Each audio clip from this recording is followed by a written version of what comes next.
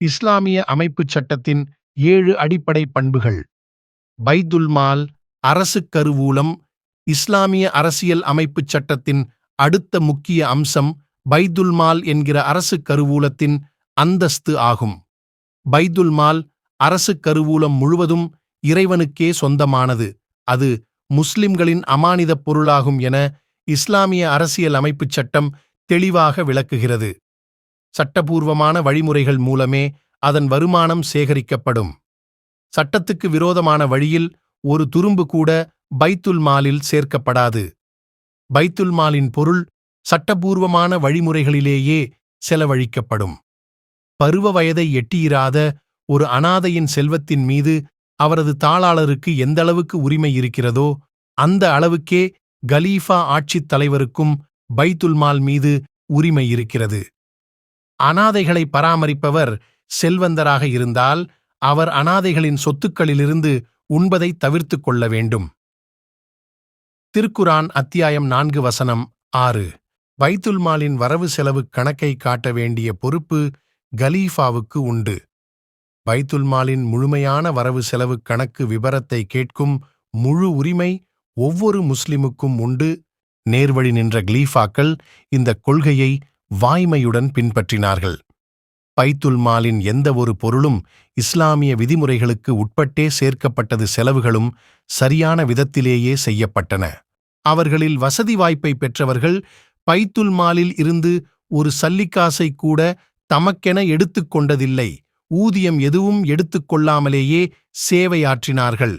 இன்னும் சொல்லப்போனால் தமது சொந்த பணத்திலிருந்து மக்கள் நலன்களுக்காக செலவழிக்கவும் அவர்கள் தயங்கியது கிடையாது. ஊதியம் வாங்காமல் சேவையாற்றக்கூடிய வசதி வாய்ப்பு பெறாதவர்கள் வாழ்வின் அத்தியாவசிய தேவைகளை பூர்த்தி செய்கின்ற அளவுக்கு குறைந்தபட்ச ஊதியத்தையே எடுத்துக்கொண்டார்கள். அவர்கள் எடுத்துக்கொண்ட ஊதியம் மிகக் குறைவானது என்பதை எவரும் ஒப்புக்கொள்வார்கள். துவேஷம் கொண்ட விமர்சகர்களும் இதனை மறுக்க மாட்டார்கள். பொதுமக்களின் பைத்துல் மால் கருவூலத்தின் வரவு செலவு கணக்கு விவரத்தை கேட்கும் உரிமை ஒவ்வொரு முஸ்லிமுக்கும் இருந்தது. கலீஃபாக்களும் அந்த விவரங்களை அளிக்கவும் விளக்கவும் எப்பொழுதும் தயாராக இருந்தார்கள். ஒரு சாதாரண குடிமகன் கலீஃபாவை பார்த்து, யமனிலிருந்து வந்த துணி சரிசமமாக எல்லோருக்கும் பங்கிடப்பட்டிருக்க கலீஃபாவால் மட்டும் எவ்வாறு அந்த துணி அளவை விட 2 மடங்கு நீளமான அங்கியை தைத்துக் கொள்ள முடிந்தது என்று பொதுமக்கள் முன்னிலையில் எதிர்த்து கேள்வி கேட்கும் சுதந்திரமான நிலை இருந்தது. கலீஃபா மன்னராக மாறியபோது பைத்துல் மால் கூட பொதுமக்களின் கருவூலம் என்கிற அந்தஸ்தை இழந்து தனிப்பட்ட நபரின் சொத்தாக மாறியது.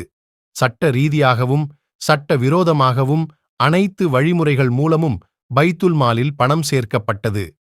பைத்துல் மால் பணம் தான் தோன்றித்தனமாகவும் சட்ட விரோத வழிகளிலும் செலவழிக்கப்பட்டது.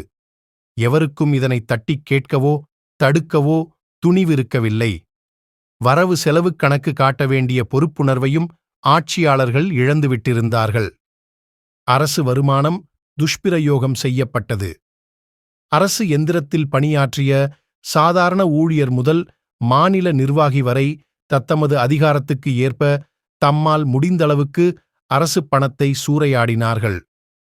பொதுமக்களின் பணத்தை தவறாகப் பயன்படுத்துவதற்கான உரிமமாக அவர்கள் தமது நிர்வாகப் பொறுப்பை நினைத்துக் கொண்டார்கள். இது தவறானது என்கிற உறுத்தல் கூட அவர்களிடம் இருக்கவில்லை. நம்மால் முடிந்தவரை மக்கள் பணத்தை சூறையாடத்தான் செய்வோம், எவருக்குமே எதிர்த்துக் கேட்க துணிவு இருக்காது என்பதில் அவர்கள் தெளிவாக இருந்தார்கள். சட்டத்தின் ஆட்சி. இஸ்லாமிய அரசியல் அமைப்புச் சட்டத்தின் 6வது அம்சம் சட்டத்தின் ஆட்சி நிலை பெறுவதாகும். இறைச் சட்டங்களை இத்தரணியில் நிலைநிறுத்துவதே இஸ்லாமிய அரசின் நோக்கமாகும். இறை அரசை நிர்மாணிப்பதையே இஸ்லாமிய அரசியல் அமைப்புச் சட்டம் வலியுறுத்துகிறது. சட்டத்தின் முன் எல்லோரும் சமம். சட்டத்திற்கு அப்பாற்பட்டோ சட்டத்திற்கு மேலாகவோ எவருமே இல்லை. சட்டம் விதிக்கின்ற வரம்புகளை மீறுவதற்கு எவருக்குமே உரிமை இல்லை. சாதாரண குடிமகன் முதல் அரசுத் தலைவர் வரை எல்லோருக்குமே ஒரே சட்டம்தான். இந்தச் சட்டங்கள் எந்தவித விதிவிலக்கோ பாரபட்சமோ இல்லாமல் எல்லோர் மீதும் அமல்படுத்தப்பட வேண்டும். நீதிக்கும் நியாயத்திற்கும் சம்பந்தப்பட்ட விவகாரங்களில் பாரபட்சமாக நடந்து கொள்வது என்கிற பேச்சுக்கே இடமில்லை. நீதிமன்றங்கள் வெளிப்புற திணிப்புகள், வற்புறுத்தல்கள், நிர்பந்தங்களுக்கு ஆளாகாமல் சுதந்திரமாக செயல்பட வேண்டும். நேர்வழி நின்ற கலீஃபாக்கள் சட்டம் சம்பந்தப்பட்ட இந்த பொதுவான கோட்பாடுகளிலிருந்து கிஞ்சிற்றும் வழுவாமல் ஆட்சி புரிந்தார்கள். பெரும் பேரரசர்களை விட அதிகமாக அதிகாரத்தை பெற்றிருந்த நிலையிலும் அந்த கலீஃபாக்கள் இறைச்சட்டங்களுக்கு கட்டுப்பட்டு நடந்தார்கள். விதிகள், சட்டங்கள், வரம்புகளை பேணி நடப்பதிலும் அவற்றை நடைமுறைப்படுத்துவதிலும் நட்போ பந்த பாசமோ குறுக்கிட அவர்கள் என்றுமே இடமளித்தது கிடையாது. தங்களது விருப்பு வெறுப்புகளால் இஸ்லாமிய சட்ட விதிகளுக்கு பாதிப்பு வராதவாறும் அவர்கள் பார்த்துக் கொண்டார்கள். தங்களது சொந்த உரிமைகள் மீறப்படும்போது கூட அவர்கள் சாதாரண குடிமக்களைப் போலவே விவகாரத்தை நீதிமன்றத்துக்கு எடுத்துச் சென்றார்கள். எவராவது அவர்களுக்கெதிராக புகார் கொடுத்தால் அவை நீதிமன்றங்களில் விசாரிக்கப்பட்டு தீர்ப்பு வழங்கப்படும். இதைப்போலவே படைத்தளபதிகளும் ஆளுநர்களும் கூட சட்டத்தின் முன் நிறுத்தப்பட்டிருக்கிறார்கள்.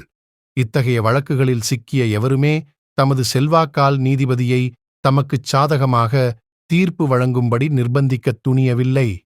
சட்டத்தை மீறி எவர் நடந்து கொண்டாலும் அவர் சட்ட விளைவுகளிலிருந்து தப்பவே முடியாத நிலைமை இருந்தது. கலீஃபா ஆட்சி முறையை அகற்றி மன்னராட்சி வந்ததும் இந்த இஸ்லாமிய கோட்பாடுகளும் நடைமுறைகளும் காணாமல் போயின. அரசர்கள் என்ன, இளவரசர்கள் என்ன, அதிகாரிகள் என்ன, படைத்தளபதிகள் என்ன, மேலிடத்து சம்பந்தம் கொண்ட வேலைக்காரர்களும் மன்னர்களின் ஜால்ராக்களும் கூட நீதிபதிகளை மிரட்டி பணிய வைத்தனர். தாம் சட்டத்திற்கு அப்பாற்பட்டவர்கள் என்கிற சிந்தனை இந்த அதிகார வர்க்கத்தில் வேரூன்றியதால் பெரும் குழப்பங்கள் அரங்கேறின. இதன் காரணமாக பொதுமக்கள் அதிகாரிகளின் இரும்பு பிடியில் சிக்கி அவதியுற்றார்கள். ஏழைக்கு ஒரு நீதி, செல்வந்தனுக்கு ஒரு நீதி என்கிற இழிநிலைக்கு நாடு தள்ளப்பட்டது. அந்த நிலையிலும் இரையச்சம் மேலிட நீதி வழுவாமல் தீர்ப்பளித்த நீதிபதிகள் பதவியிலிருந்து தூக்கி எறியப்பட்டார்கள். இரையச்சம் மிக்க நீதிபதிகள் சிறைவாசத்தையும் சித்திரவதையையும் ஏற்றுக்கொண்டார்களே தவிர அநீதிக்கும் அராஜகத்துக்கும் துணை நின்று இறைகோபத்துக்கு ஆளாக விரும்பவில்லை. சம அந்தஸ்தும் சம உரிமையும். இஸ்லாமிய அரசியல் அமைப்புச் சட்டத்தின் 7வது அம்சம் சம அந்தஸ்தும் சம உரிமையும் ஆகும். இஸ்லாமிய அரசின் துவக்க காலத்தில் சம உரிமையும் சம அந்தஸ்தும் சிறப்பாக நிலைநாட்டப்பட்டது. இன், மொழி, பிறந்த வட்டாரம் ஆகியவற்றின் அடிப்படையில் எவ்வித பாரபட்சமும் காட்டப்படவில்லை. இனம், குலம், குடும்பம் ஆகியவற்றின் அடிப்படையில் எவருமே உயர்வாக போற்றப்படவில்லை. எல்லோருமே சமம், எல்லோருமே ஒரே இறைவனை வழிபடுபவர்களே, எல்லோருமே இறுதி இறை தூதரை ஏற்றுக்கொள்பவர்களே என்கிற அடிப்படையில் நடத்தை, திறமை, ஒழுக்கம், சேவை ஆகியவற்றின் அடிப்படையில் மக்கள் முன்னுரிமை வழங்கப்பட்டனர். கலீஃபா ஆட்சி அகற்றப்பட்டு ஏகாதிபத்திய மன்னராட்சி புகுத்தப்பட்டபோது எல்லாவிதமான துவேஷ பூதங்களும் மாச்சரிய சாத்தான்களும் சமூகத்தில் தாண்டவமாட ஆரம்பித்து விட்டன. மன்னர் குடும்பத்தை சேர்ந்தவர்கள் மற்றும் அவர்களது ஆதரவாளர்களின் அந்தஸ்து கிடுகிடுவென உயர்ந்துவிட்டது. அரச குடும்பத்தை சேர்ந்த கோத்திரத்தினர் மற்ற கோத்திரத்தினரை விட சிறப்பிடம் பெற்றார்கள். அரபுக்களுக்கும் அரபு அல்லாதவர்களுக்கும் இடையேயான பாகுபாடுகள் கூர்மை பெற்றன. அதிகார மோகமும் பதவி வேட்கையும் அரபு குலங்களுக்கு இடையே இருந்த உறவுகளில் நஞ்சை பாய்ச்சின. இந்த உட்பூசல்களாலும் சண்டைகளாலும் ஏற்பட்ட பேரிழப்புகளுக்கு வரலாறே சான்று பகர்கிறது. மேலும் இதுபோன்ற வீடியோக்களுக்கு நம்முடைய வாய்ஸ் ஆஃப் யுஹ்வான் யூடியூப் சேனலை சப்ஸ்கிரைப் செய்யுங்கள்.